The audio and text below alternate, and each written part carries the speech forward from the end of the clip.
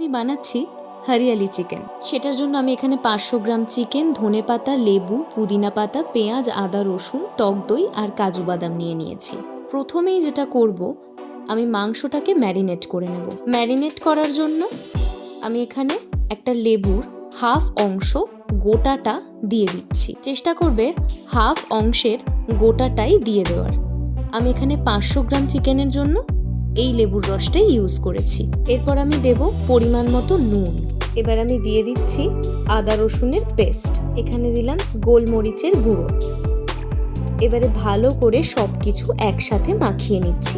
এই ম্যারিনেশনটা করার আগে তোমরা যদি চিকেনের গাটা অল্প অল্প করে চিড়ে দাও, তাহলে কিন্তু ভালোভাবে সমস্ত নুন, লেবু এবং মশলার ফ্লেভারটা চিকেনের একদম ভেতরে ঢুকে যাবে। এই ট্রিক্সটা যদিও কম বেশি সবাই জানো, তাও একবার বলে দিলাম। এইভাবে ম্যারিনেট করে আমি এটাকে মোটামুটি আধ ঘন্টা মতো রেখেছি। তোমাদের যতক্ষণ মনে হবে তোমরা ততক্ষণ রাখতে পারো।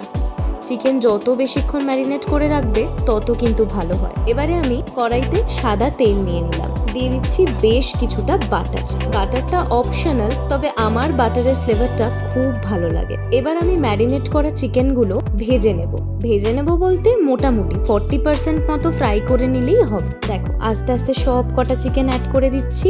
এবার ভালো করে মোটামুটি ভাবে শ্যালো ফ্রাই করে নিতে হবে। এই যে দেখো ভালো করে নাড়াচাড়া করে নিচ্ছি, যাতে মোটামুটি ভাবে মাংসগুলো একটুখানি কুক হয়ে যায় আর হালকা হালকা লাল লাল একটা ভাব চলে আসে। এবার আমি চিকেনগুলোকে তুলে নিচ্ছি। দেখো ঠিক এরকম অবস্থায় এলেই কিন্তু চিকেনগুলোকে তুলে নেবে, ওভার ফ্রাই করতে যাবে না। তারপরে আবার আমি ফ্রেশলি কড়াতে তেল নিয়ে নিয়েছি, তার মধ্যে এবার আমি পেঁয়াজগুলোকে দিয়ে দিচ্ছি। ভালো করে ফ্রাই করে নেব, মোটামুটি গোল্ডেন ব্রাউন হওয়া অবধি ফ্রাই করলেই হবে। এবার আমি এতে দিয়ে দিলাম রসুনের কুচিগুলো, মানে রসুনটা জাস্ট আমি ছাড়িয়ে রেখেছিলাম সেটাই দিয়ে দিলাম এখানে। তাহলে এই রান্নাতে কিন্তু দুবার মতো রসুন লাগছে, একবার লাগছে একটুখানি আদা রসুনের পেস্ট, আর এখানে কিন্তু আমি দিলাম পুরোই গোটা গোটা কোয়া। এখানে ওই 500 গ্রাম চিকেনের জন্য মোটামুটি আমি 7টা মতো কোয়া ইউজ করেছি। তোমরা যতটা পরিমাণ সেই পরিমাণ বুঝে তোমরা কিন্তু সমস্ত পরিমাণ অ্যাড করে নেবে। এরপর আমি দিয়ে দিলাম কাজু বাদাম, এটাও অল্প পরিমাণে দিলেই হবে।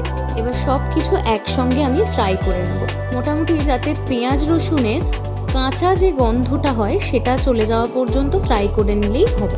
এবার আমি একটা মিক্সিতে এই সমস্ত ফ্রাই করা জিনিসগুলোকে দিয়ে দিলাম। এর মধ্যে আমি দিয়ে দিচ্ছি পুদিনা পাতা, তারপরে দিয়ে দেবো ধনে পাতা। এই হরিয়ালি চিকেন বানানোর জন্য কিন্তু ধনে পাতা আর পুদিনা পাতাটা একদম সব থেকে এসেনশিয়াল দুটো জিনিস। এই দুটো ছাড়া কিন্তু হরিয়ালি চিকেন হবে না। এর মধ্যে দিয়ে দিচ্ছি আমি টক দই,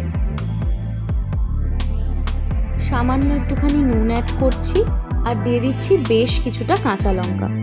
ঝাল তোমরা যে যেমন খেতে পছন্দ করো তটা কাঁচা লঙ্কাই কিন্তু অ্যাড করতে পারো। এবার সামান্য পরিমাণে একটু জল দিয়ে দিলাম। এবার এই সব কিছু একসঙ্গে পেস্ট করে নিয়েছি। এবার ওই সেম কড়াতেই আমি এই পেস্টটা অ্যাড করে দেব। এবার ভালো করে সমস্ত কিছু একসঙ্গে কষিয়ে নিতে হবে। যেহেতু ভাজা ওই জিনিসগুলোর সঙ্গে পুদিনা পাতা আর ধনে পাতাটা কিন্তু কাঁচাই দেওয়া হয়েছিল, তাই জন্য ওটার কাঁচা গন্ধটা চলে যাওয়া পর্যন্ত কিন্তু ভালো করে কষে নিতে হবে। আবার সামান্য একটুখানি নুন অ্যাড করলাম, দিচ্ছি সামান্য পরিমাণে চিনি। আমি কিন্তু মোটামুটি সব রান্নাতেই চিনি ইউজ করি, চিনিটাও ভীষণ অপশনাল একটা জিনিস। এরপরে আমি অ্যাড করলাম আবারও কিছুটা বাটার। এই হরিয়ালি চিকেনটাকে শুধু হরিয়ালি চিকেন না বলে হরিয়ালি বাটার চিকেনও কিন্তু বলা যেতে পারে। আর এটা এতটাই টেস্টি খেতে হয়, সত্যি এটা নান, রুটি, পরোটা যে কোনো জিনিসের সাথে দারুণ খেতে লাগে। যতক্ষণ না পর্যন্ত চারিদিক থেকে তেলটা ছেড়ে আসে ততক্ষণ পর্যন্ত কিন্তু আমি এটাকে ভালো করে কষিয়ে যাচ্ছি। এই যে যেমন দেখো এখন কিন্তু হালকা হালকা তেল ছেড়ে দিয়েছে পাশ থেকে। এবার আমি দিয়ে দিচ্ছি ওই ফ্রাই করে রাখা চিকেনগুলো। এই রান্নাটা করতে গেলে তোমরা কিন্তু চিকেনটা অবশ্যই ফ্রাই করে নেবে। ফ্রাই করে এই রান্নাটা করলে সব থেকে ভালো খেতে হয়। এবারে ভালো করে এই গ্রেভিটার সঙ্গে চিকেনগুলোকে আমি মিশিয়ে নিচ্ছি।